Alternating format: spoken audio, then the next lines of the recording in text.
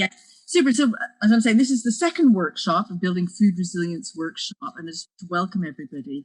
And, as I said, we're really building on what we did last time. We're looking at where we were in the city and what the pathways are to resilience. Before I go any further, what I'd like to do is just do a couple of housekeeping tips. If I could ask everybody, please, to put themselves on silent, put themselves on mute, and we will have time a bit later on, for communication. And if you've got any comments that you or questions or whatever suggestions, put them in the box, and we will keep we'll gather all the information that comes in. And as I said, we are recording this and so for future use. So this project has been funded by Food Power, and it's development of a toolkit which will help us to build food resilience. So basically what we want to do is we want to give people a helping hand back to food independence. We've had such an amazing response across the city to support emergency food. It's been absolutely incredible. But it's time now to consider what the longer term planning is. And with a focus on the number of people, supporting people back to food independence rather than focusing on the number of food parcels that have been delivered.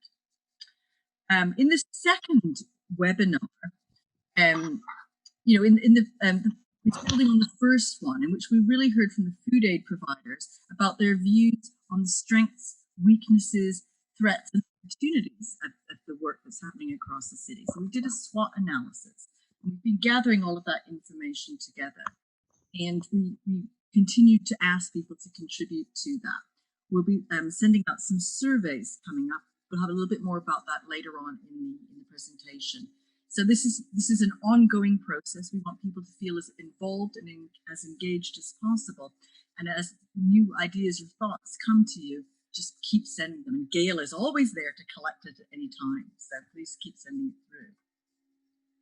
Today, we really want to focus on the vision to support people back to independence, considering the right support for the right people at the right time. We've talked about pathways, because there are many pathways that are right and appropriate for the individual people, pathways that are right and appropriate for the community that's providing them. So it's not a one size fits all. It's an approach that works. It's individualized. We spoke last time about food citizenship, and that builds on that notion of empowering people, giving people that confidence and support, and the city to citizenship that we can all work towards as together. So for today, we're developing this toolkit to improve the quality and effectiveness, scale, and impact of our work to tackle food quality insecurity in the city. So today we're going to provide pathways. We're going to provide information to help deliver effective practice, highlight new models of food aid provision operating in Leeds and Bradford, and host discussions on new ways of working, what further support is required. So we're going to have a number of presentations today, and then we'll have time for a little break as well, so not to worry. And we'll also then be having a breakout room towards the end where we'll gather information from you. We're on quite tight schedules. I'm going to be cutting presentations off if they go on too long, and just keeping us on track because we must finish. We've said we'll finish at 3, and we will finish at 3. Super. So in the first part of the presentation, I'd like to introduce Cecily Spelling from Food Power. Hello everyone, my name is Cecily Spelling, and I'm Event and Communications Coordinator at Food Power Programme. So I've been invited here to tell you a bit more about the Food Power Programme, what we do, and the work we are doing to build local food resilience, because that's what we're all trying to do. So I'm really pleased to be able to and hear a bit more about what you're working on.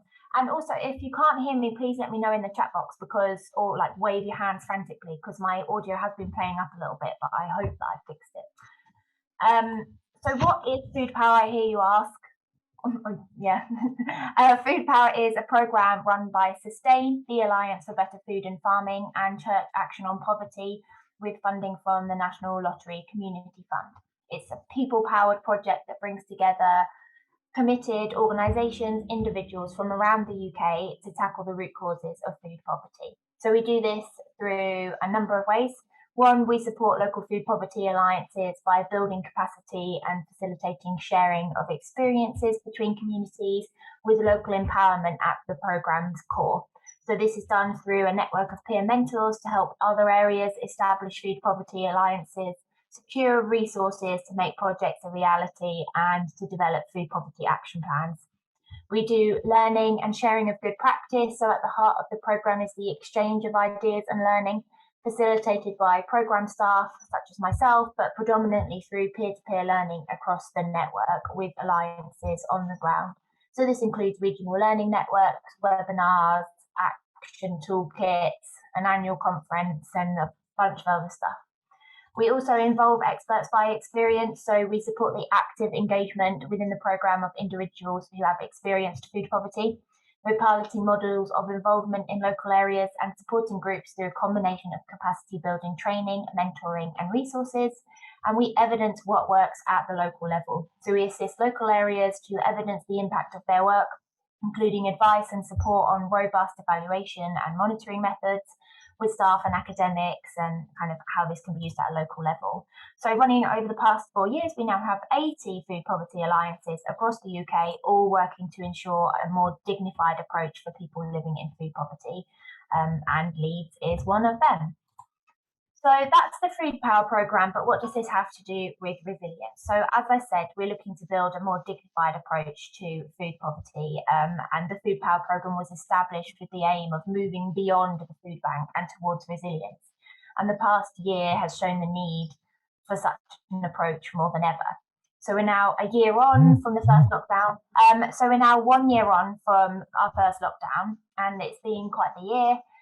It's involved the delivery of inadequate food parcels for people that are shielding, footballers leading the fight to end child food poverty and provide free school meals, and food poverty alliances and food providers such as yourself up and down the country delivering a Herculean emergency food response to plug the gaps and more. So thank you.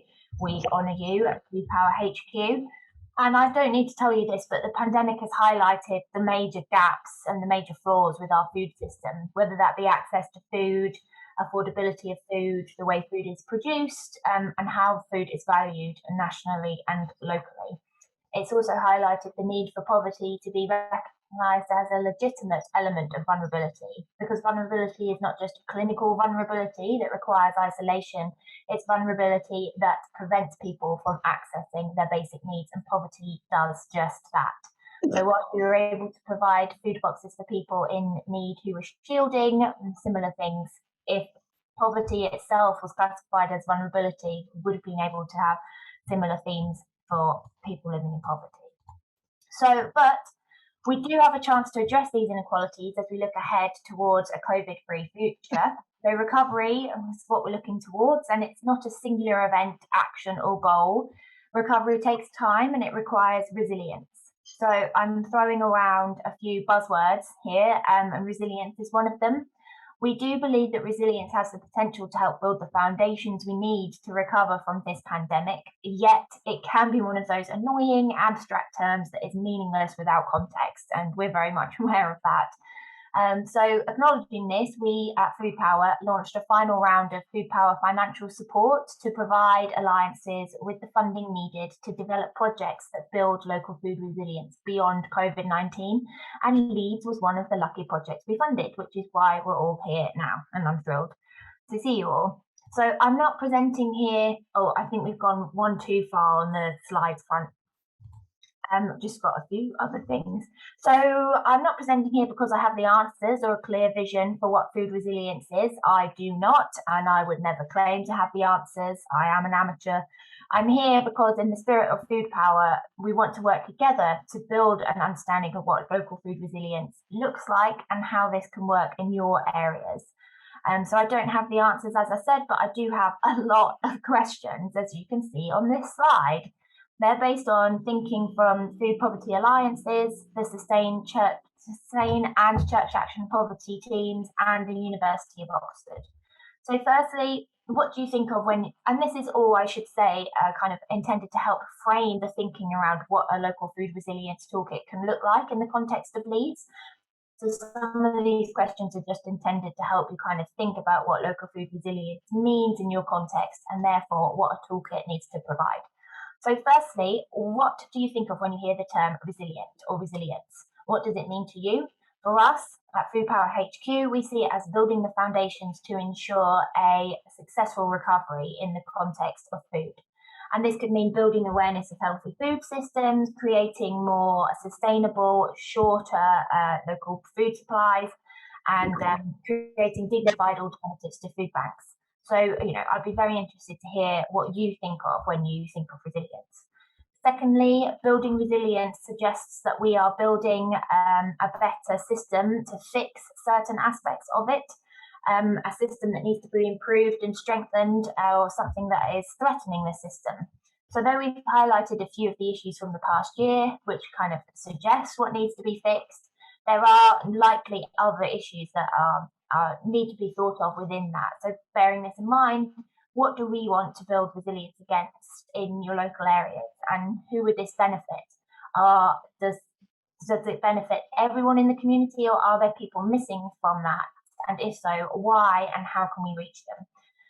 So that's the second question.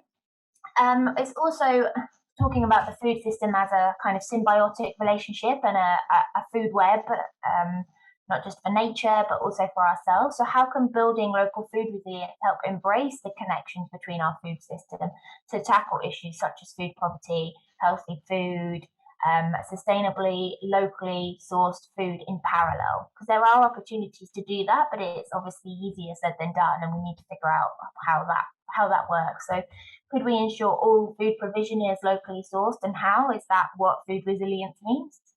And with all that in mind, what is needed to achieve this vision of local food resilience, and who can help us with it? Are there stakeholders that can help us open doors and for getting them on board, for funding, for changing policies, and for bringing other communities on board?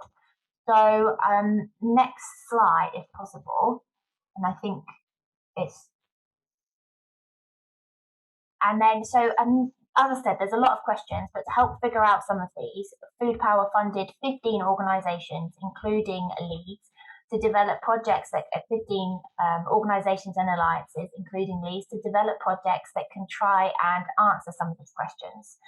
So Leeds are developing the Food Resilience Toolkit, as we've talked about, but some of the other projects include a culturally appropriate community food project in Stockton. So during COVID-19, the Amal project identified the need for tailored food hampers to meet the dietary requirements of the Black, Asian and minority ethnic community in Stockton. So with few community aid projects, community food projects in the area, Stockton Council wanted to support the Amal project with the funds needed to deliver and develop a culturally appropriate community food project. So that's one of the options. That's one of the projects. Southwark are also developing a community food hub because they updated their food poverty action plan and identified the need for integrated neighbourhood food hubs. So their project will support the development of a pilot food hub that will provide space for members and members of the community to run projects and workshops and help deliver a blueprint for how other hubs can be established across the borough. There's also the Whole Food Equality Alliance, who are developing a podcast and activity pack in Hull, having identified that young people will be hardest hit by the impacts of the pandemic, and therefore wanting to involve them in developing a food poverty action plan. And they chose to do this through creative methods, such as developing an activity pack and involving young people in a podcast to explore what the pandemic has meant to them and what they'd like to see in place to help tackle food poverty and poverty more broadly. And there's also Brighton and Hove, who are reviewing their food poverty action plan to explore demand for home meal delivery services, 8 affordable food pilots in the city, and opportunities to work closely with local community food sector and producers to ensure access to healthy, locally produced food is more readily available. And then last but not least, we've got Feeding Liverpool, who are helping to inform Liverpool's new Good Food Plan. So Feeding Liverpool will be leading a listening project for that work to host focus groups and interviews with people with lived experience to get their views on what a good food plan should entail and how it can support them better. So those are just a few examples of the 15 projects that we've supported. And I think I've got one more slide, if possible. It's just the final slide, just to say that, yeah, there's more information on the 15 different alliances that have received funding on our website. And this is just intended to kind of provide a bit of an overview of what food resilience looks like in the context of food power, because we do think that food poverty alliances and food aid providers are incredibly well placed to help lead the charge in building back better when it comes to the inequalities faced in our food system. So this is how we've supported some of that work, and we're looking forward to seeing what Leeds develop for this resilience toolkit. So that's just a bit of outside context. Done. Thank you, Cecily. That was really interesting to hear, really fascinating to hear. And it's great to know that we're in good company across the country, and that it's not Leeds working alone. That we're part of a larger network, all with similar ambitions to support people who are experiencing food poverty. So I'm just going to move on to the next part of the presentation. We're going to ask Gareth Batty to speak, as most of you will know him from Fair Share Yorkshire, but he's also involved with Good Food Barnsley, and he's had experience of looking at food pathways or with the work down there. So Gareth, would you like to say a few words, please? Yeah, thanks, Sonia, and hi everybody. Good to see you all again. I've not got any presentation slides, so I'm just going to talk to you for just a few minutes and just give you a bit of an overview of some of the work of Good Food Barnsley. Just for a bit of context, you'll know me from Fair Share Yorkshire, I'm Chief Exec there, but I'm also Co-Director of Good Food Barnsley. So anything I'm about to tell you is Good Food Barnsley information. It's not anything particular I've put together, but I am connected with that organisation. Just for a bit of background, so Good Food Barnsley came about 12 months ago, but it's an iteration of lots of different networks and groups over the years, and it formally formed into Good Food Barnsley as a CIC last year. We have an innovation manager who looks after the work of Good Food Barnsley on a daily basis, alongside 4 directors and a steering group. Originally, the mission of Good Food Barnsley was around 5 areas, really. So, one, to be connected, self-explanatory, working with lots of genuine partnerships across the area. Being local, making sure that everything we did was locally focused, but also being global as well, so trying to find local solutions to global problems. Be engaging, making sure that everything we do engaged as wide a cohort of people as possible, and most importantly, being positive about food. We know that food can be quite a negative area. We know that the language around food poverty, conjures up lots of negative language, but food can be real positive as well. And that was really the aim of Good Food Barnsley, to really change that narrative moving forward and to make the area more sustainable. So 2 main areas really of the work of Good Food Barnsley around food access, and then more importantly around food participation. There's some questions that we're asking is, what are the existing platforms of food access across Barnsley, and what possibilities there are for a more sustainable food system? And around food participation, how food and related practices can be engaged with, what are the possibilities for engagement are with more people, and how can we facilitate movement along what we've called a food pathway. Now, this was adapted by the work of Dr. Megan Blake, around the food ladder. We went with a food pathway because we didn't want it to seem too hierarchical, that you're at the bottom of the ladder and not at the top of the ladder. So the pathway is our framework of understanding the different types of food access available in Barnsley, which either comes under mainstream providers or supported food access. And those 6 steps start with drop-in centres, soup runs, and need-specific services who need food. Looks at food bank networks, independent, Trussell Trust, and other food parcel providers. Then we look at social eating cafes and pay-as-you-feel models. Then food-only social supermarkets, food larders, pantry models, and then moving into delivery schemes, group buying, food cooperative models, and also right at the top, at the end of our pathway, is community food hubs and multifunctional social supermarkets. And Barnsley's been fortunate; it's been the home of Community Shop, and here's where Community Shop was launched a few years ago. And one of my co-directors is Gary Stott, who is chair of Community Shop. So that's where those links come from. So around food participation, it's making sure that we can help people move between those steps in the best way possible, and people can access food at the most appropriate step for them. It's not about starting at the very start of that journey and having to work through. We need to identify where people will get the most benefit from the support that they need. Around food participation, it's around supporting citizens of Barnsley to become more active food citizens, to have more of a choice and more of a say in their own food system, and simply not creating a system where we are doing something to somebody else and expecting citizens to fit in with our system, but we're creating a system that fits in with the citizens who need the support. And there's 5 key areas around how we look at those practices. So we started to look at food being an avenue for calories. Food as fuel. Calories help us survive from one week to the next. And we know food does that, and that's fine. But all these areas progressively build on one another.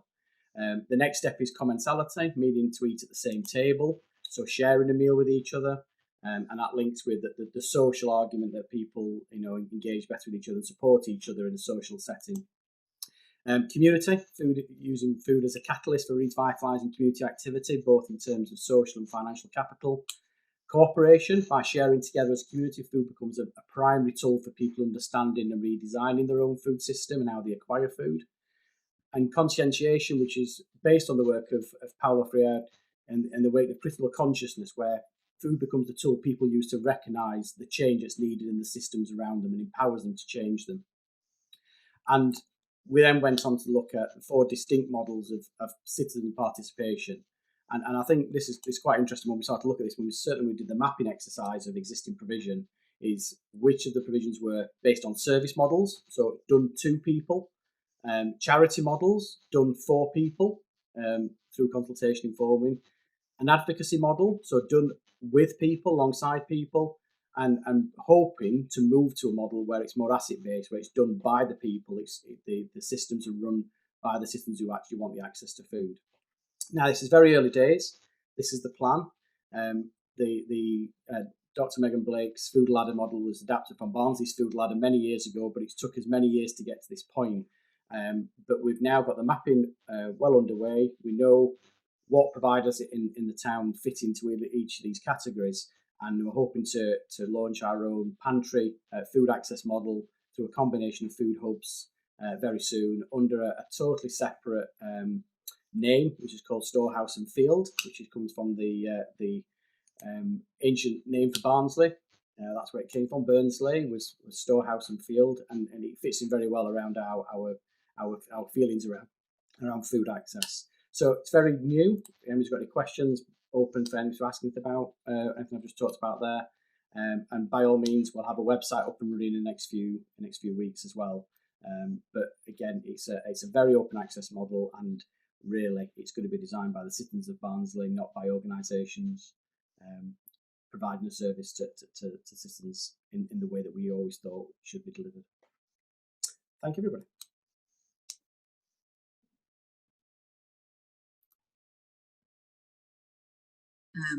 Thank you, Gareth. That was really interesting, and I'm loving the new name. That's fantastic. We look forward to hearing more about it. Great. So I want to talk a little bit more then about building food resilience in Leeds, and what is this pathway going to look like, and So we're pulling all this information together. We're trying to visualize it as well. So building food resilience in Leeds, what does it look like? So we're going to look at the left-hand side. We've got the emergency and crisis support, and that's where we've been predominantly in the last year, really dealing with the issue. And then at the right-hand side, at the other end, we've got independent food shopping, where people have the capabilities to purchase as and when the food that best suits them and their family. So we looked at the different phases along the route, and we've got, we started off with, local welfare support scheme, the community care hub, trust and independent food providers, and providing predominantly food parcels and meals, and meal provision. This is free. It's mostly limited on choice and items available. It's, what's available, but obviously to a certain standard. And then sort of the next stage along is people, as the communities are responding differently. People have different needs and different levels of need. Moving on to the community care hubs, the sort of the food pantry models, looking at community kitchens, the pay-as-you-feel projects, and also recipe projects. We're going to hear about some of these today, which is really exciting. And so once again, it's still food parcels and meal provisions and food items. People will have some choice, some level of choice, and there may be some fees involved as well. They're minimal fees, but just a token contribution. And as we move further on, we're looking more at social supermarkets and other independent shopping opportunities. They'll also be providing the low-cost meal provisions, also perhaps pay-as-you-feel projects. But what we're finding here is that there's more choice. There's a lot more choice available, and people can participate in this maybe through a membership fee and nominal fees for foods. I understand that Leeds is looking at the social supermarkets model, as well as other things as well. And what we find that if we're going to be producing, supporting food resilience in the city as well, we need to offer support. And it's where that we've had that wraparound support that we see the development of this evolution of food aid provision. We have fantastic support, right at the very beginning when you go to emergency food care. You've got people there. You see that there's more support available. And moving along down the line. So what we notice that is you sort of move along the pathway, the level of support can decrease from that emergency, real focused attention to just sort of empowering, encouraging people along the way. And then also this is really normalizing the shopping experience and empowering people back into, being independent.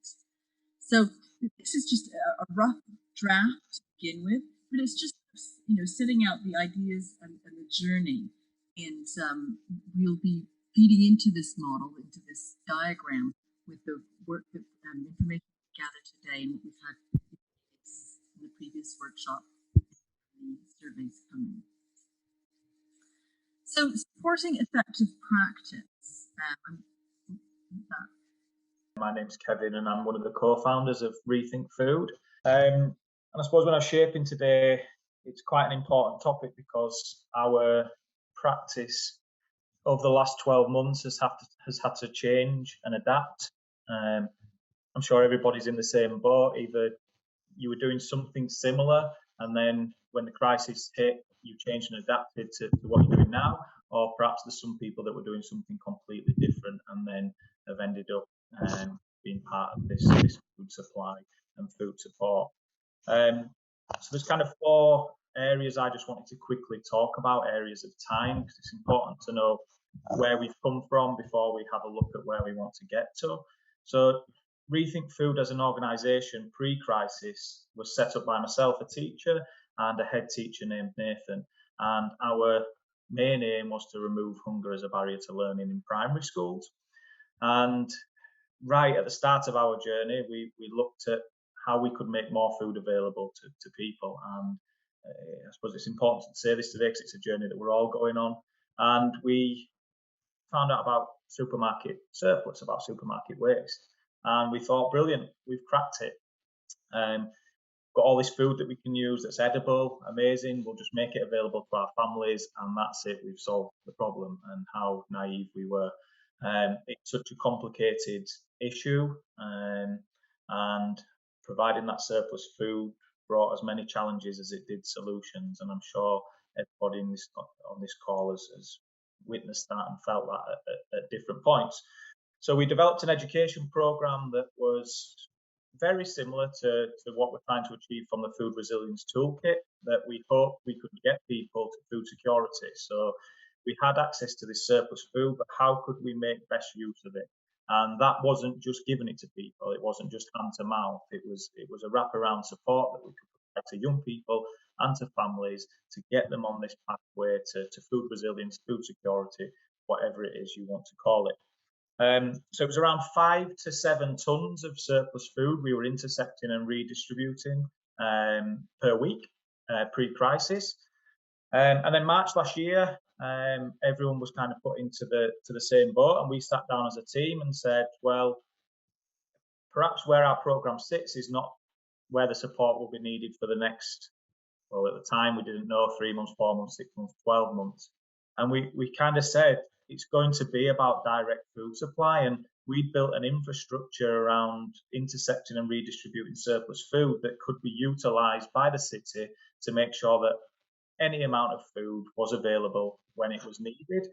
I don't think we quite could have predicted that the scale of food that was available, and that's, you know, full credit to everybody involved. And I think pre-crisis we'd seen some collaboration between organisations through FoodWise, ourselves with FareShare and Leeds City Council, with LCF through the Healthy Holiday Programme, you know, with Dave and the work that he does at the Food Aid Network. We'd seen some collaboration, and that put us in quite good stead to deal with the demand that we saw over the last 12 months. I think we could probably all agree, and if people have seen it differently, then, you know, I'm happy to have a conversation, but food supply in the last 12 months has been good. It might not have always got to the right place at the right time, but the food has been there.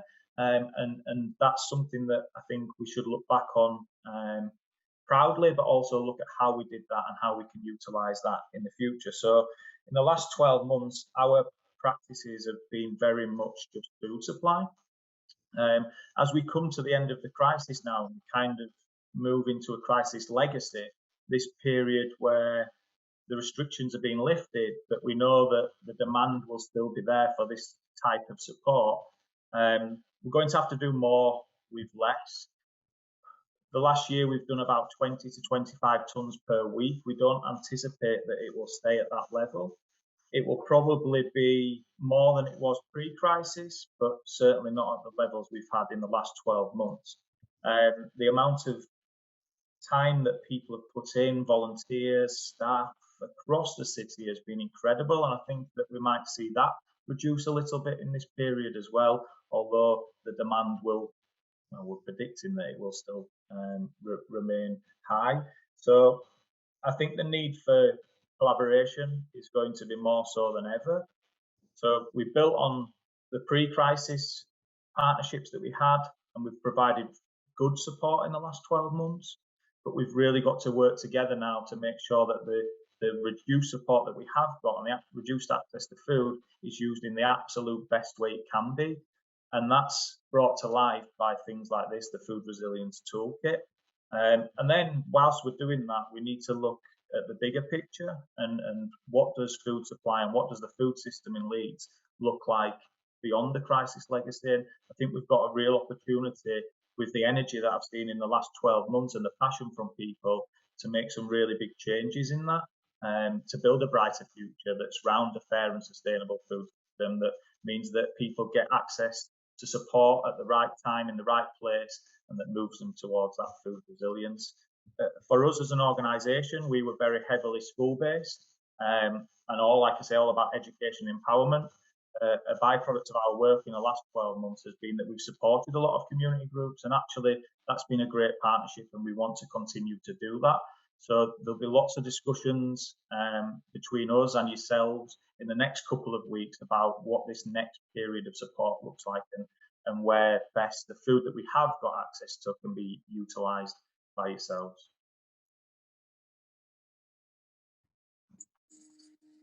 Thank you, Kevin. That was really interesting and good to hear. You know, that you're thinking, you're planning for the future and sort of providing that I don't know, support and advice and understanding moving forward for everybody, and just sort of reassurance that you'll continue to be there. Gareth, was there anything you'd like to add into that, please? No, I think Kevin's summarised certainly the last 12 months really well there, and we know there's been difficulties around food access, and if we look at certainly the work that we've done over the last 12 months, it's nearly 2.5 times more than we'd normally have done, but it's still not fixed a lot of the issues that we've found.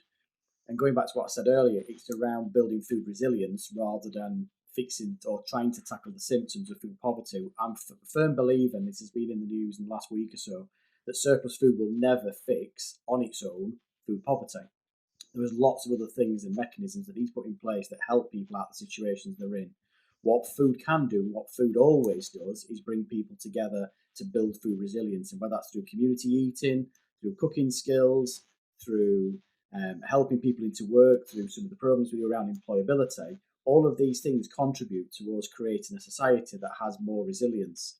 And COVID did shine a big light on not just food poverty, but actually not a lot of resilience from citizens when it comes to their normal food sourcing or their normal access to food when it's changed like it was last year. And I think where we are now, coming out of lockdown, people have switched on to new areas of food access. I think the social supermarkets that are opening across Leeds, the pantry models, even down to how people access online shopping, all helps to make people more food resilient. But that takes time for people to adapt to those systems and make it normal. As a surplus food provider, absolutely, we're here still to supply those groups. And as Kevin said, the amount of food that's going to be available compared to last year is going to be significantly reduced, which is disappointing because we know there's so much surplus food out there. But Fresh Yorkshire is very much on a mission to make sure that food is the right food. If we said yes to every type of food that was offered to us from the food industry, we would be supplying popcorn and not really food. It would not contribute towards a meal. And we have to balance that with some suppliers to say, well, sometimes we have to say yes to some of those things to get access to the others. And that's an education piece that we're having with suppliers to say, well, actually, that's not about, making healthy meals, nutritious meals, or even really helping people out of the situations they're in.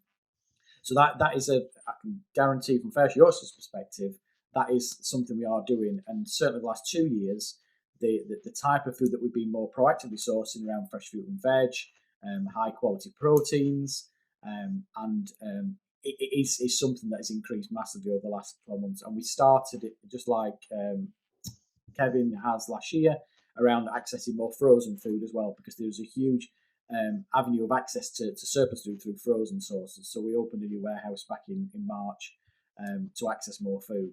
So it is difficult. It's a very flexible situation. It takes some real adaptation. Me and Amelia had a conversation yesterday around the flexibility required from food providers. It's not very prescriptive. We're certainly never going to be in Asda.com where you place an order and you get exactly what's on your list, because that's the nature of surplus food. But we're trying to get to a point where we supply food in categories rather than specific ingredients. So we will source food in the categories of foods that people need. And so certainly that will be our main mission this year. But as always, want to work with the networks that we work with, and making sure that any support we provide is what people need. It's not about us enforcing the types of food onto groups and individuals.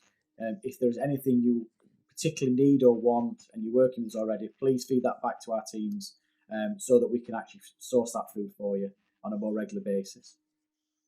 Brilliant. Thank you, Gareth. And thank you for talking and really stressing the importance of providing healthy and nutritious food. Because if we're going to be building food resilience, we've got to be supporting and providing people with those healthy options so they can have achieve their best health and well-being. I'm just going to hand over to Emma now, and she's got a few things to say. I just kind of wanted to round off this part of the session around supporting effective practice, just to look at some of the content that we're hoping to provide in the Building Food Resilience Toolkit, and kind of put an ask out to the group and to food aid providers in the city that we hope that the toolkit will be a really useful resource, but a lot of the input will also come from your learning of delivering food aid in the city. So some of the things that you may or may not be familiar with are the Making Every Contact Count approach, and how we support helpful conversations to understand the root causes why people are presenting in the need of food aid at that time, in a way that we can make sure that we support people to get the right service support. So whether that's around financial inclusion, whether that's around employment, whether that's around cooking skills, reducing the food budgeting costs within the household. There's a whole host of different support services that are out there to provide that support for individuals. We also are aware that we've all seen a massive growth in food aid support over the last year due to the pandemic. there are times when food projects can kind of build a bit of momentum, and there may be issues around food aid in other particular areas of the city, and we see new food aid providers start to run food aid provision, run food banks, run food pantries. And so we want the toolkit to really kind of address some of the things that people might need to consider in starting to deliver food aid. So that's looking at what training is available in the city, how people can recruit volunteers. Sonia mentioned the quality of food and how we make sure that there's access to nutritious, healthy food to support people's health and well-being. Food safety considerations. So if people are starting to provide meals in the community, what are the key standards and considerations that they might need to think about? And as I mentioned there as well, meeting nutritional needs. But also just to say that there's a steering group of us working around the development of the toolkit, and we really do welcome feedback from you all in regards to what you'd expect to see in there, or any insights that you have that can help to inform the toolkit.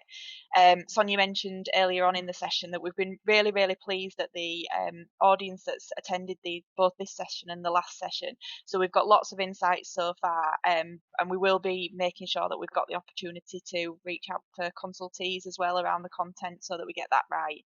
And we want to continue these conversations as well. I know I've been speaking to Dave and Mary about how we just continue to use the Food Aid Network as a forum to address some of the concerns that are coming through from food aid providers as well. So we will have that ongoing support. That's all I want to say, Sonia. Great. Thank you, Emma.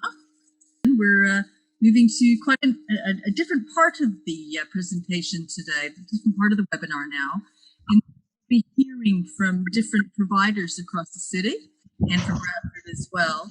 And we'll hear more about, how projects have evolved and the next steps that they're taking, and as they move down this pathway to resilience. We've got a number of presentations this afternoon. We've got New Wortley, Health for All, Family Action, Barker Leeds, In Churches, and Holbeck Together. So if I can, but first, please, can I ask Victoria to take over, please? Hello. Hi. So I'm Victoria. I'm from New Wortley Community Centre. My actual title is Volunteer Coordinator, but at the beginning of the pandemic, obviously, everything changed and we kind of became the hub for Armley for the Leeds 12 area, providing support with Leeds City Council. I'm just going to go through the process that we've how we've evolved over the last year in the way that we're providing food. So we've been providing food parcels through Leeds City Council, SharePoint, and through other organisations that have maybe referred people through, like local schools.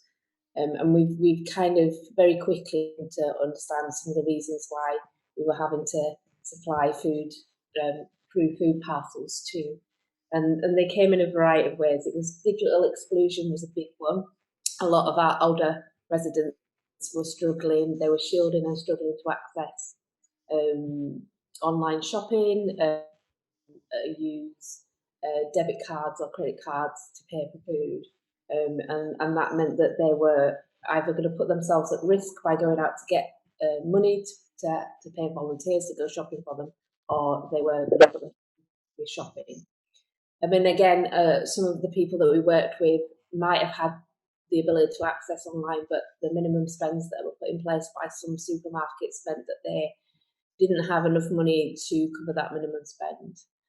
We also we have a lot of people that coming through that would have been using food parcels prior to COVID because of a range of issues such as economic or social issues like debt or substance abuse or alcohol dependency.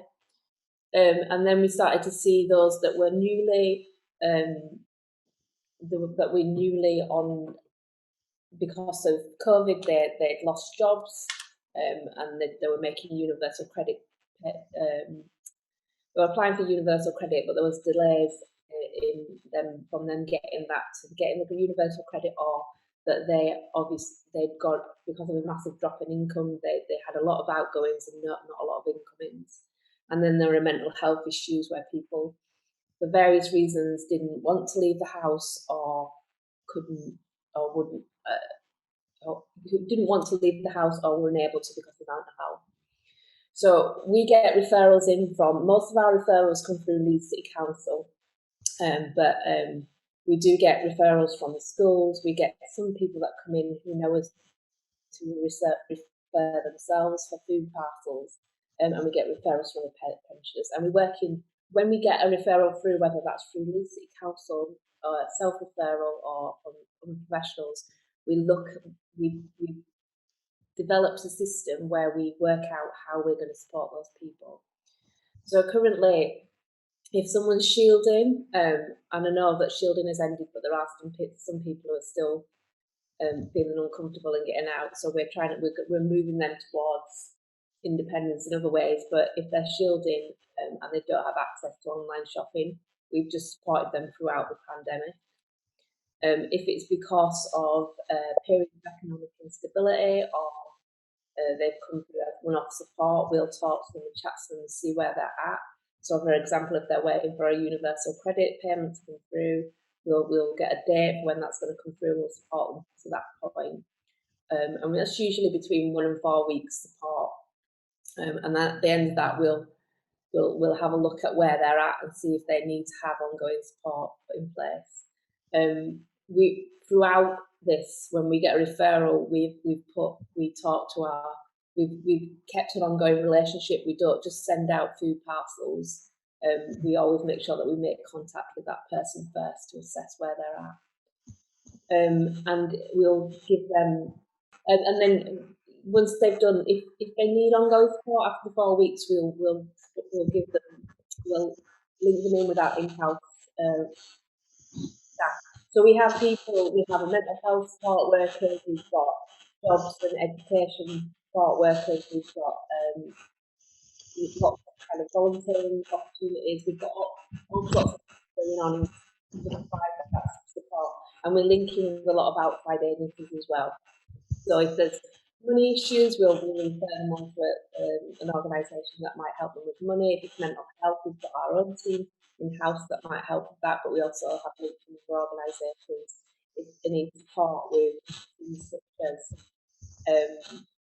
baby supplies. We can them into places like Leeds Baby Bank and such. And these are some of the issues that we've kind of come across.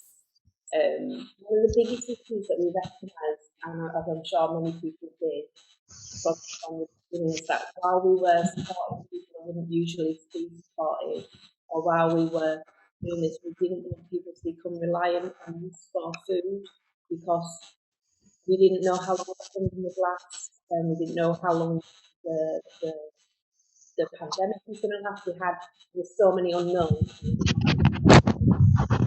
So we've been very keen to make sure that we try to build resilience throughout this. Some of the issues that we've kind of noticed, that this isn't very often, but there are other organisations out there doing similar things to us. And then we've also realised that there were some people that we just weren't reaching for various reasons, that they were not reaching out because they didn't want to receive handouts. What they saw as handouts, so they were really struggling, but not feeling like they didn't need emergency help, but they did need help, so we weren't reaching those people. And then obviously we recognise that going forward, once furlough ends and things start to become, I'd say, like more normal, but yeah, more normal, then furlough scheme, there's going to be people that will still be reliant on, because there will potentially be redundancies, particularly with the people that are working in and around our area. So with all those issues, we wanted to look at what we could do to help build resilience within the people that we work with, and also to reach families who were really struggling to get by, but not accessing support. So we came up with the concept of the food store, and it's a little bit based on things that we kind of researched that were already going on, and things that we thought might be help to people to feel more engaged in what's happening within the community, to give them a bit of dignity in their choices, to help them feel like they were a part of a community. So we developed the Food Store. And the idea of the Food Store is that families can access recipe cards which come with the ingredients to feed 4 to 6 people. And in these packs, the recipe card will have instructions on how to cook a healthy meal. And then families can they can do that together. It doesn't necessarily have to be families. We also try to choose meals that could be frozen and can be batch cooked. And we get feedback from families about what works and what doesn't work and what they would like to see. Alongside this, we've got access to the Food Store, where they can choose a range of items for a small amount of money. For £3.50, they can choose so many items to complement, and these will be things that they can, things like pasta, rice, bread, fresh veg. We never specify what vegetables or what fruit we're going to have, because we're trying to use what's available, but so it's kind of just generally veg, generally fresh fruit. And the aim is that we do 2 things. We reach families who need help, but also that those people that have been reliant on food parcels, who are not necessarily could potentially move on, we give them the option to move on from food parcels. So this has worked with several other people that we're working with. We've had some older people who are now using this as a way to feel a bit like they're a bit more, as a way to give money and feel like they're giving back rather than just taking. We also have some single men who've been using food parcels who are now using this. We've noticed that we do tend to work a lot with single men who are living on their own and might have health issues or economic issues. And we're getting a bit of, just to say, this is a really new project, so we are really finding our feet with this. And we're gradually getting more and more people involved, but the feedback that we've had from people is that they've been able to use money that they would have spent on food to use to supply items for their children, and that they're not having to worry about food, which is a really big thing, I think, because it's that idea that if you can stop worrying about food, you can start to move on to other things. They're able to pay bills that they may have had to put off, and then they just generally are worrying less. So that's kind of where we're at with that. But yeah, the things that we have noticed is, obviously we don't have the capacity to do this at a large scale. We're only a small organisation, and it is growing. We had 5 families accessed it in the first week, and we've got 17. Well, it's gone up to 20 families this week that are accessing it, and we're aware that funding will end soon, and we plan to carry on with this. This is something we plan to continue to do because we feel that it's needed. So we're looking at how we can do that without, in a way that we break even, so that we're not losing money. And that's kind of it. Thank you very much, Victoria. It's really useful, really helpful to get that insight, and just to see that you have recipes as well, and it's really well thought out, and good to see that it's increasing as well. The recipe thing is really important as well, because not only is it that the recipes are being accessed, it's a lot of the feedback we've got is that families are using it as an opportunity to be with their children, do things with their children, and teach their children how to cook, because it feels like it's a thing that they do together, which I think is a really important aspect. Great. Thank you very much. We'll have time for questions and reflection after all of our speakers. I'd like to ask Karen Hargreaves from Food for All to speak. Karen, you've got quite a few slides and we're quite short on time, so if we just let me know when you want me to move them along, please. Yeah, okay, will do. So I'm Karen Hargreaves, work for Health for All, and how it really started was right at the beginning. The information that was coming back from our Health for All community centres was that the families just didn't have enough food to feed the children. and more food was needed because of the pandemic. So that's kind of where the seed was planted. At the same time, our CEO, Pat, got some funding through Clause, which is supported by the National Lottery, to be able to develop the pantries. At that point, I joined Health for All, to be able to set up some pantries. So what we wanted to do was set up 5 pantries in the community centres that we already had. So I researched what food pantries were, what happened in a food pantry, had a good read about all of that. I wasn't really able to go to many food pantries to see what they did, so we came up with our version of the food pantry, which we feel is working really quite well. The purpose is that it's a membership-based food club, really, that helps local families get access to food that they may not otherwise have. But at the same time, it's also diverting some of that potential wasted food back into our communities. So our food pantries that we have operating currently, we've got Cranmore Food Pantry, which is in the Cranmore and Raylands Community Centre in Middleton, in Belle Isle, and that opened mid-January. We've got Middleton Food Pantry, which opened on the 18th of March, and that services Middleton area. The Watsonia one is going to open in a couple of weeks, and that will be for Beeston and Holbeck. And then we've got a few other pantries, Beeston Village, Parochial Hall, Leeds 14 Trust, that we intend to open in the coming months. So the initial costs to set up are roughly £3,500 up to £4,000, and that is depends on the size of the pantry room and what needs doing, really, what equipment we need to buy, and what equipment we already have. The staffing costs will vary, to get a pantry worker in there that's serving customers, stock rotation, merchandising, etc. And also there's the driver cost. Sorry, we're just missing a bit off the bottom of the slide there, but there's delivery costs for drivers, and also volunteer costs. So this was the original pantry.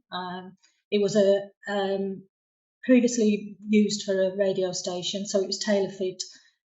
We tailor-fitted our pantry into that, so it looks pretty bad at the moment on there. We pulled all the carpet up. It's a 2x4 metre room, so it did need some attention. So if you click on, please.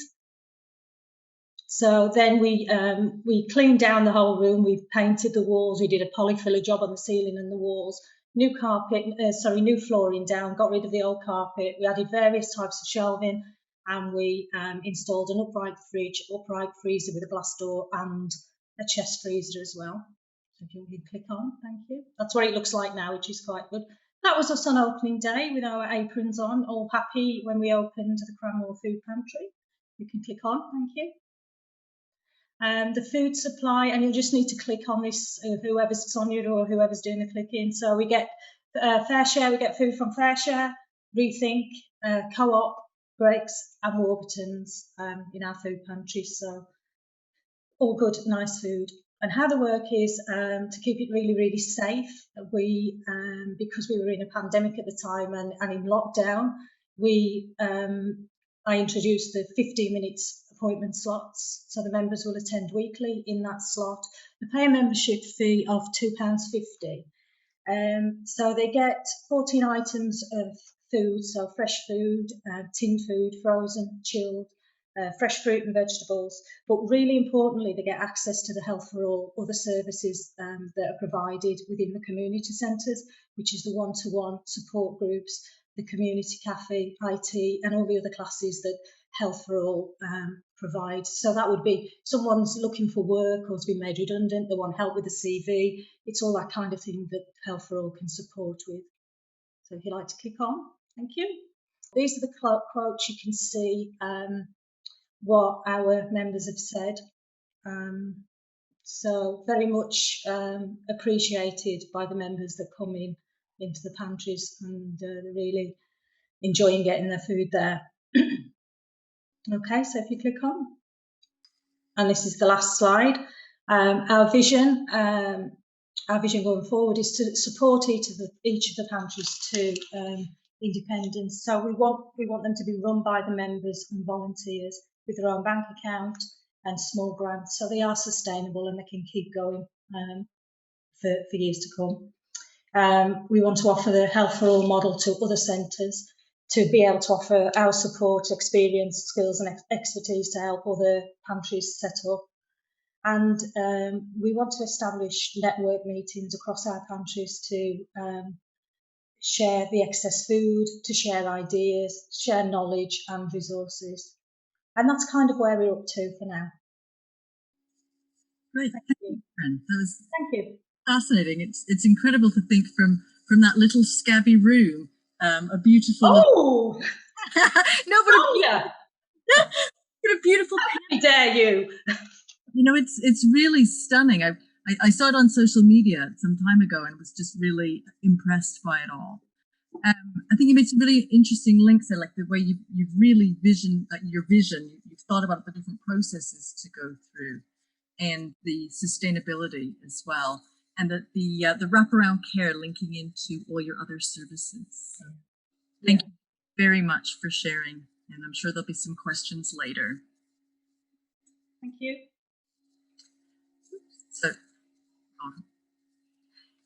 So next, we've got Michelle Corrigan from the Family Action Food Clubs, which I'm sure you've heard a bit about as they are rapidly opening up across the city. Please go ahead, Michelle. Lovely. Thank you so much, everyone, for having me today. I'll introduce myself. So I'm Michelle. I'm the Deputy Director for National Services in Family Action, and Food Clubs comes under my portfolio. I think, you know, what's really interesting, having seen the two speakers previously to me, I'm really kind of conscious what we're doing isn't rocket science. But probably what I want to talk to you today about is we've come on a really rapid journey with Food Clubs and Family Action. This time last year, so March of 2020, we had 9 clubs. And at last count, we had 77 running across the country that have grown up this year. I've just secured funding for another 25 in Nottingham. So we're going to hit 100 clubs within the next few months. And we've not kind of aggressively gone out looking for this scale of growth. It's just happened to us really organically. We at present have around 50 staff and 100 volunteers working on our food clubs. And in Leeds, we've got 12 venues with 8 clubs currently operating. And we're hoping to have 2 sessions per week across those 12 venues, which would mean that we've got potentially, based on our model, which is every session can have 50 members, we could be supporting 600 families in Leeds to sustainably access food. Again, you know, what we're doing isn't rocket science. We've got a really clear vision for what we want food clubs to be, and there's kind of 4 strands to that. One is we want to be able to provide regular access to sustainable supply of food to people at risk of food insecurity. So we're not looking at providing an emergency provision. We're talking to people about becomes part of how you feed your family. This becomes part of how your kind of family access food. That we encourage families to access local support services and be signposted to other agencies. We couldn't do what we do without our partners. And whether our services are based in children's centres or other community settings, you know, a big part of it is we become a little bit of a front door. It's an easy thing to come to a centre because you're wanting to buy some food, but you may come for the food and stay for the debt advice. You may come for the food and someone may recognise something that you didn't really even know was a problem yourself. And what we're finding more and more is the longer people come to the club, the more they become part of, you know, a community that is in itself a support network for people. And I don't think that's to be underestimated, especially, you know, we all kind of working in the sector know just how isolated families are becoming as a result of COVID. So for us, you know, we've been kind of operating in a very strictly transactional way for the past 12 months, but our vision for the next 12 months is how do we start layering on top those additional supports. So, for example, in Bristol, we've got an allotment that runs, and now we're going to have the food from the allotments being added alongside food bags. But we're also inviting families to come and grow their own foods in that space. I think the third thing for us is to increase the disposable income for local families and improve their chances of well-being. We figured out that when we hit 100 sessions per week, we'll be saving £3 million in food costs across the UK for families, because every session saves families locally about £30,000. So it's £600 per family we're able to save. And that's on a model of, we have £1 per year membership, and the food bag you pay £3.50. And then what you do is you get somewhere between £10 and £15. What we're finding is more likely it's £15 worth of food. We don't operate a pantry model strictly where it's kind of come in and choose your items. The bags are pre-packed. What that enables us to do is be really clear about our supply and demand. And what we're talking to families about is, here's things that you can do with them. So we've had some projects that have released, knowing that this is going to be in the food bag this week, have you tried this recipe? We've been able to supplement it with grant funding, who've maybe said, okay, this week we're going to give everyone a double bag. And all that means is just less money coming out of people's purses into big supermarkets. And then obviously the other aspect is reducing the amount of food being sent to landfill in the UK by utilising surplus food. And this again is about that sustainability. We're not trying to do it as a one-off. We're trying to get people to think differently about the food that they take home, and knowing that otherwise this food would have gone to landfill. And fair share, similar to previous presenters, fair share is our big partner, but we also have some smaller, more kind of culturally specific in certain areas. So in London we have a supplier who provides us with halal supplies, because the population that we're working with is largely Muslim there. And I think that being able to meet the needs of the community that we're working with, and it's really clearly we are working with communities, not in communities, also means that these clubs then become sustainable. I think for me, I only took over food clubs in December, and the thing that's been really exciting for me has been seeing just how many people have gone on from being members to wanting to volunteer and support people going on. Again, this idea of this reciprocal community. But yeah, we're going to hit 100 clubs this year. 12 of them are in Leeds, which is, a really significant chunk of our operations, and it's really exciting. Right. Thank you, Michelle. That's a really great overview of the project nationally and locally. And I think you made some really interesting points about, and I think Gareth touched on this earlier, about food will bring people together, and people feel valued and included. And I think you stressed another really important point as well about partnership working, that your model wouldn't work without strong partnership working. So thank you for sharing that. Next, we've got Chloe Smith from Barker Leeds, and she's going to talk about the recipe stations there. Hi, everyone.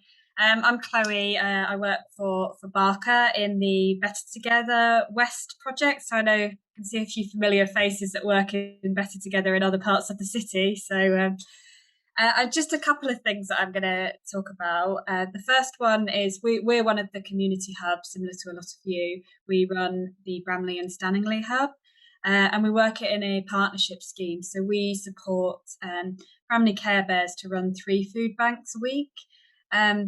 They are volunteer-led, they're community members, and they set up the food bank, themselves, taking donations from supermarkets and other places. But we noticed quite quickly when we started to support them that the food that was coming into the food bag, the surplus stuff, was, cakes and things that go out of date quickly, often fast food, sausage rolls, that kind of stuff. And that was the main supply.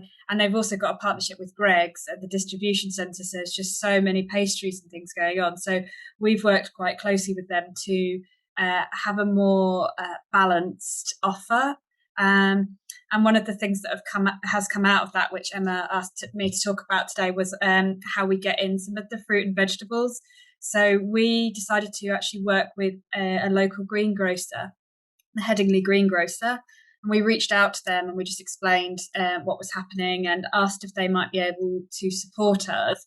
And they, the way that we work it is that we pay for the fresh fruit and vegetables from them, but they only charge us the wholesaler price, so the price that they buy it into. So they aren't making a profit from this. They're just helping us to connect with, because we're just a local charity. We don't know the best sort of fruit and veg sellers for wholesale. So that's worked really well, and it means that we can get fruit and veg in that's a good quality, not at its end of life, and just make the food banks a little bit more healthy.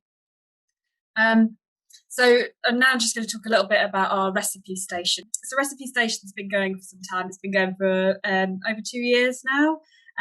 What recipe station is we, similar to some of the other things that have been mentioned actually, we give a bag of ingredients with a recipe in, and the bags are free, and we try to keep all the meals that are inside there under £2, but preferably even under £1. And what we do is we price it all up for everyone, so they know where we've got things from and how much it's cost. We were inspired by Jack Monroe. I don't know if people know about her. She's a chef. Yeah, she writes cookbooks that are based on I think it sort of came about actually from her going to a food bank and creating recipes based on what you get at a food bank. So we try and run a similar model where we're educating people that healthy food doesn't have to be expensive. You can do it cheaply, and just letting people know where they can do that from. So it's been really popular over the last 2 years, but we have seen a boom in the last year, definitely. We've had we've run the recipe stations when restrictions have allowed us to, which has only been about 6 months of this last year. And within that 6 months, we've had 4 different venues running it across West Leeds. And from those 4, we've registered over 250 new members, just in a small 6-month period. So it's clearly something that people want. We're roughly doing about 80 bags a week across the 4 venues. Alongside the food bags that we give out, we've also got a Facebook group where everyone can sort of come together, and it's really active on there. People like sharing their photos, and it's become like a big community cooking activity. And people, all of ours are fruit and veg based, plant based or vegetarian food, and people are adding their own chicken into the dish and elevating it up the next level and all sharing it with each other. So it's actually a really lovely group. Through the recipe station as well, we've tried to do some food education. So we've done some work with Rainbow Junction about educating people about food waste and what to do with their scraps, for example, and what parts of the vegetable not to throw out. We've also done some work with growing better around helping people to grow their own herbs and things on their windowsill, and making their food sort of elevating it with just garnishes and things like that you can grow on your own windowsill. And then we're also working with some of the faith groups in our area to educate people about different religions as well. So we've done when it was Diwali, we did a traditional meal and shared it with all of our recipe stations with a little card educating people about what Diwali is and why people celebrate it. And we're trying to roll it out across different religious festivals as well, to do engage with people on the food level, but also about their wider community and the people that are there. So recipe stations has been really successful for us. It's clearly something that people want and they enjoy, and it's a model that's really easy to replicate, I think, as it doesn't cost us much money at all to run. So great, thank you, Chloe, for sharing that. Fascinating hearing these different models and how they reach out to different parts of the community. I'm really liking the involvement of the lots of fresh fruit and produce, and also about the growing as well, and becoming more aware about food waste, because it's everybody's business. So that's fantastic. Thank you.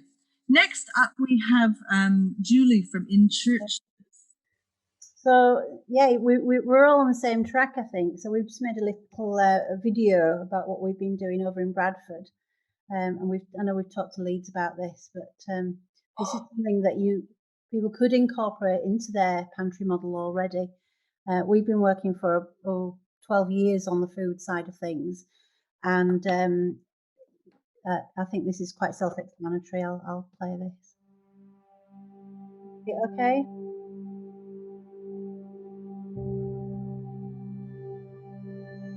The social supermarket is the next level up on the food ladder from the food bank. So we've been working with a lot of organisations that have been giving away free food, and we know that food isn't free. So what we've done is taken the pop-up pantry model, and we've combined that with the credit union to offer choice to people, to give them dignity, to enable them to be financially inclusive if they want to join that. So the membership scheme, they pay £6 for the shopping. They would then sign up and join credit union. We would then invest £1 of the £6 into the credit union. So it'd start them off on the ladder of saving. So one person in particular who, when he got to £8 in his savings account, he says that's more than I've ever saved in my life. We feel that everybody's got the right to fresh, affordable food, and for some people that are struggling at the moment, the idea of being able to choose their own food is really empowering for them. They get a certain number of the fruit and vegetables, so we will give them at least 8 different fruits and vegetables. They then get whatever fresh stuff that we have, so sometimes we have milk, sometimes we have cheese or eggs or butter, just depending what we have. And then they go along and they get about another 6 items of things like pasta and bread or tins, anything like that. And then finally we have what we call our treat table. Additional to the social supermarket, there's a lot of wraparound care, so that could be debt advice, that could be budgeting, that could be volunteering opportunities, advice and support, and there's member benefits such as haircuts, cookery classes and things like that. We will look at how we can train them up or give them enough knowledge to be able to make a lovely meal out of the ingredients that we've got. People have a choice, and that gives them dignity, actually. So rather than just being given some food, which is important, and food banks is still really important, this is like the next level, that when people really struggle to find enough money to be able to go to a supermarket, this is giving them good quality, healthy food that they can then go home and cook for their family, and they can have a choice about what they eat. Our vision is to grow a network of food savers, so where members have dignity and choice and self-respect and feel empowered to make their own choices about the good food, and they've also got opportunities to learn new skills and serve as a member in a recognised credit union scheme. So at the moment we have 4 or 5 organisations in Bradford that we currently work with that have come on board with that, and then we've got a further 5 or 6 that want to join up as well. So yeah, that's just very, very similar to what everybody else is doing. The difference with us is we've linked that with the credit union, and we've actually been blown away by the results. It's not a massive amount of people, so we're not looking at huge outputs, but the outcomes, you know, I've got one lady that's saved over £100. She's never saved in her life before, and it's enabled her to, for the first time in 20 years, redecorate her house. Although she said she's used white paint, she feels like she's in a hospital now. So, but it's just been really, really positive, and it's we've actually had an endorsement by the head of the credit union as well. So it's just been a positive experience, really. Great. Thank you very much, Julie. That was really fantastic. I appreciate the video is great that has been put together. It just explains it really well and just shows another step that can be included. And understand it's being discussed here in Leeds quite a bit. Yeah. And for our final quick presentation, Julie Marshall, please, from Holbeck Together, to talk a little bit how they avoid food waste. Julie? Hi, good afternoon, everybody. My name's Julie Marshall. I've been with Holbeck Together just nearly 3 years. Completely changed the way that we worked once we started to work with Fair Share. We used to do a 5-6 week cycle menu, planning everything as to what we were going to purchase from nominated suppliers. Once we got on board with Fair Share, I found that it was easier to wait to see what food was coming in, and then from there to plan the menus. Before COVID, we used to get a weekly phone call to say what food was coming into the warehouse, and I could say yes or no to what food items are wanted. Understandably, those phone calls can no longer be made, and I do understand that. I do miss that, because sometimes when the food is coming into us, it's not what I can use. So at that point, I will reject it. So if I think that because our audience is predominantly elderly, for the majority of the year, with the healthy holidays coming on and just in school time, I've got to think to myself, right, can I make a meal out of that for our older clients? And if the answer is no, then I have to send the food back. And that obviously then cuts down on my wastage, but I know that FareShare then will be able to move that on to another charity that will be able to use it. So once the order's in, can I cook with it? Yes or no. If I can't cook with it, then it will go into our community shop, the same as everybody else that's spoken about what they're doing on here today. So the community shop runs very much similar, £2.50 for 12 items. On the top of the 12 items, we give out any fresh fruit or veg that's coming from FareShare. That doesn't get classed as a food item. They can take that for nothing. That's just an on top of the 12 items. I also have food coming in from Greg's on a Thursday. And again, the sandwiches, they can take the sandwiches without that being a choice. They're limited to, one sandwich per person, and that gets shared out equally amongst everybody. So between 30 and 50 meals a day are prepared 5 days a week. So if I've got veg that's over that I know that I aren't going to use, we will give yogurts away in packs that are going out that day for delivery. So 30 to 50 people that day would be able to receive something that I think is going to be surplus to me not being able to use. So it might be 2 or 3 pieces of fruit, it might be some vegetables on top of the meal, it might be yogurts, it might be it might be milk, it could be anything. So anything that's near dated is how I usually give the items away to our older clients, and then everything else goes into the shop.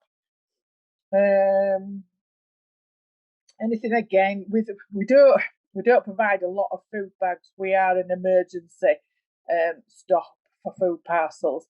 So again, anything that's coming up to being near dated will go into the food parcels. So wastage for Holbert Together is minimal. I don't have hardly any waste whatsoever, and it is all about planning. You've just got to plan when you're cooking. If you're getting a sack of potatoes in or a sack of carrots in, blanch them, freeze them down to use again in the next 2 to 3 weeks, and it works. Brilliant. Thank you, Julie. It's great that you just sort of take things in your stride and get cooking or just as they come in, and just sort of using those food skills to make sure that food doesn't get wasted. We've got a few minutes now. Does anybody have any questions that or comments that they would like? If anybody's got anything, just anything they'd like to reflect on that we've spoken about today. Sonia, just to say, I suppose my reflections are that there's a wealth of skills and experience in the city really around evolving food practice and food aid provision, and I think it's really important that we continue to capture this, and this network in terms of being able to hear the different models has been really, really useful. Yes, absolutely, and I think as much of it we can capture as well. So please, anybody that's got anything that they would like to share, speak now, or drop it in an email to Gail, and that would be really great. I guess finally, what we want to just sort of say before we finish up here today, sort of what the next steps are going to be. As I said, we're gathering everything that's been spoken about now, today and before, and anything that comes in, and we'll be gathering all that as we pull together the toolkit. And we also have created 2 surveys that we would like everybody to fill in, please. These will be, Gail will be circulating these within the next couple of days. There's one specifically for food aid providers. There's about 10 questions in there, just really wanting to understand your experience and who you've been supplying. And then the other one is for community members as well. And that's very specifically for people who've been receiving the food aid. And we've tried to do that with as many sort of drop-down answers as much as possible. So we may ask that that you support people to complete this survey as well if they don't have access to online.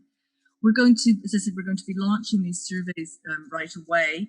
The information that comes back in will be included within the toolkit, but we will also we're going to keep it open for at least a month, and so that we can gather additional information as well, even if that doesn't make it into the toolkit right away, just to further advise and any reiterations of the toolkit that we make. So we just really want to get as much input from people as possible. Emma, I think you wanted to add some things here as well. Yeah, there's just a couple of comments in the and questions in the chat, Sonia, that I'll just come back on to. So when will the toolkit be available? So we're hoping that the toolkit will be available early June. We're working on the toolkit now and looking at how it further develops. So please, as Sonia said, please do continue to share your feedback in with myself, Sonia, Gail, who you'll all hopefully have contact details for. We've got a question from Jodine around to all the speakers as part of the Sharing Good Practice session. How do food pantries, food clubs source good quality food consistently to ensure a sustainable food supply? I don't know if Gareth and Kevin want to say anything on this too. People have been talking about pots of funding to support their work, but how sustainable and long term is this? And with the free food donated from supermarkets and companies, how do you guarantee useful items that could be put into the recipe kits? We use a combination of stuff that we've got from FareShare, and then we go out and we buy fresh fruit from local suppliers and fresh protein items. I don't know how sustainable it is, but that's something that we're looking at as well, because that's our next step, is to make sure that this is sustainable and that what we're doing and providing breaks even, so that we can carry on doing that, if that makes sense.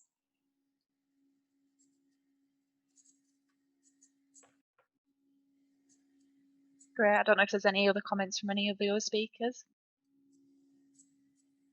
I think, sorry, it's Karen. I think it's similar for us as well.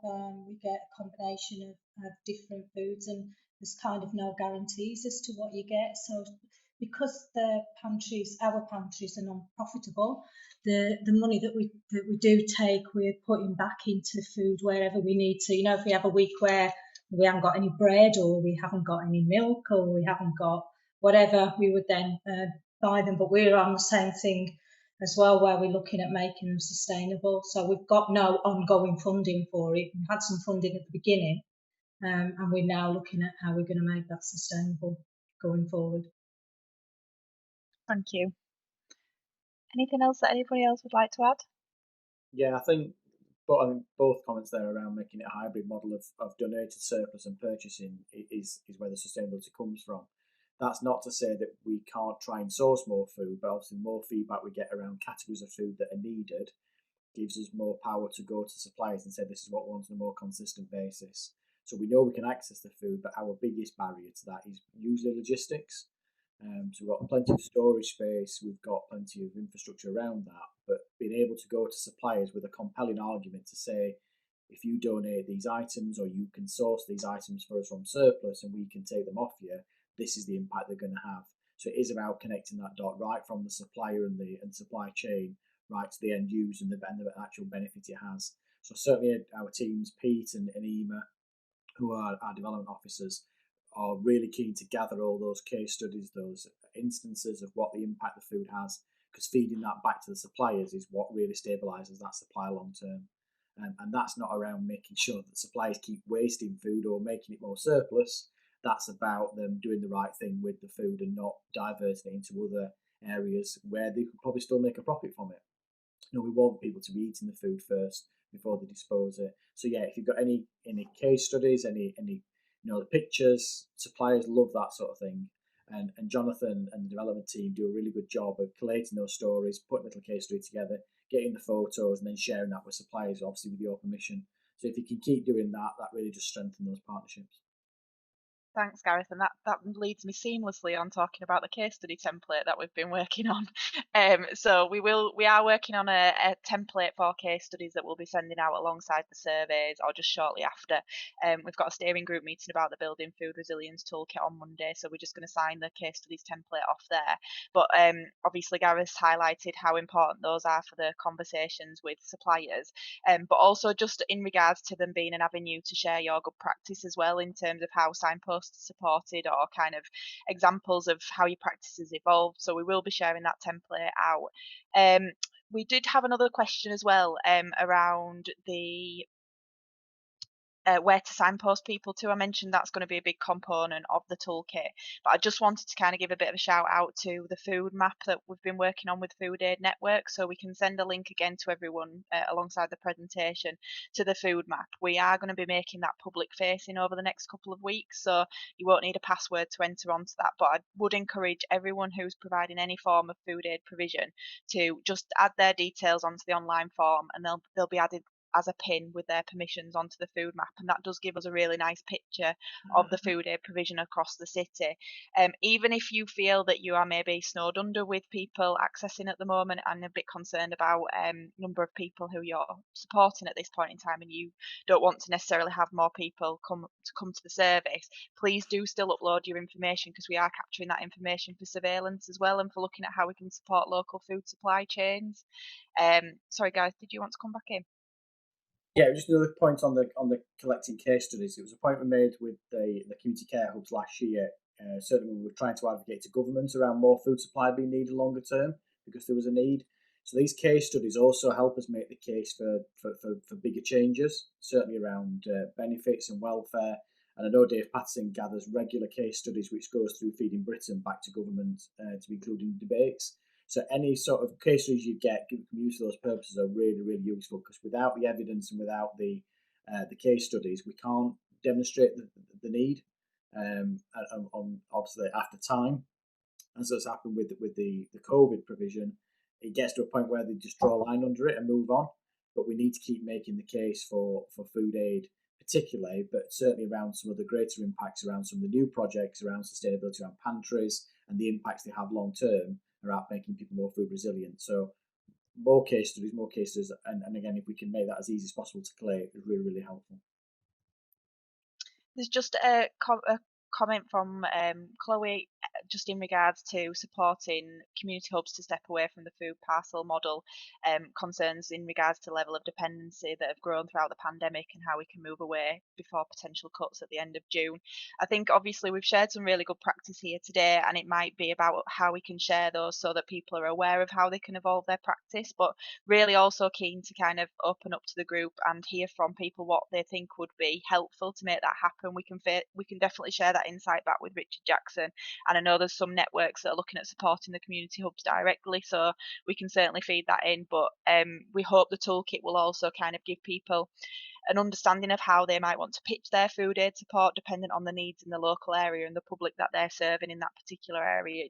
I suppose when we address a food aid need, it doesn't always have to be that we go in at that first rung on the ladder or step on the pathway that with food bank provision, free food provision. It might actually be that through consultation and discussion with the community, a pantry model might be something that's more effective to set up in one particular area. So I think it's important that we kind of look at what's right for the community and how do we support people to move on from free food aid provision. And I think the food map will be a tool within that discussion as well.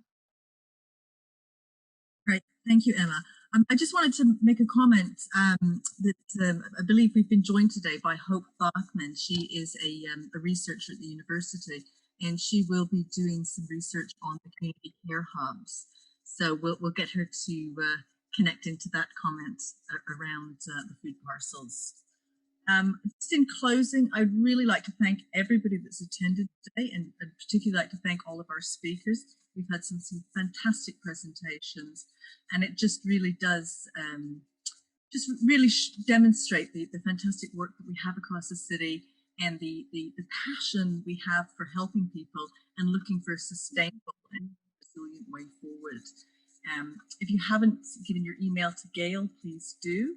And we'll keep you in the loop and up to date with what the next steps are with building the Food Resilience Toolkit, and how this will help the food aid in the city of Leeds, and also will become part of a national bank of tools. All right, thank you very much. Thanks, Sonia. Sonia. Thank you. Bye. Bye.